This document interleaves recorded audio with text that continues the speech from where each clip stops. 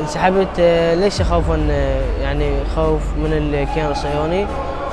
لا، بسبب قضيتنا الأولى اللي هي قضية فلسطين. اتخذت هذا القرار لأن وقفت بوجهي يعني أشياء هواي اللي هي قضية فلسطين، يعني جاي يصير فلسطين وأطفال فلسطين وشهداء فلسطين.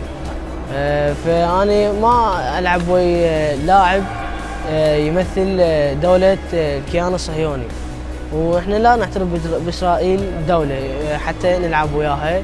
فانسحبت وبسبب هذا الموقف لأجل فلسطين. لاعبين المنتخبات الوطنية في العراق ما تسمح لنا ضمائرنا أن نشارك بالسباق إذا كان لاعب من الكيان الصهيوني، حتى لو مؤهلين بالميدالية أول ثاني ثالث، فنقرر الانسحاب وما ننزل ويا الفريق الإسرائيلي، لأن إذا نزلنا ويا الفريق الإسرائيلي اعترفنا بهم دولة، احنا ما معترفين بهم دولة. الإسرائيليين عندنا موجودة، احنا هم بعيدين عنا أصلا، بعيدين كل البعد عن اللاعبين العراقيين. يعني بالعامية نقول هو مغمض يروح يفوت ويغلبوه، بس لكن احنا ما نشارك مع الكيان الصهيوني ونشارك برفع علمه. احنا اليوم كعرب والغيرة العراقية موجودة، أن لا تطبيع مع الكيان الصهيوني.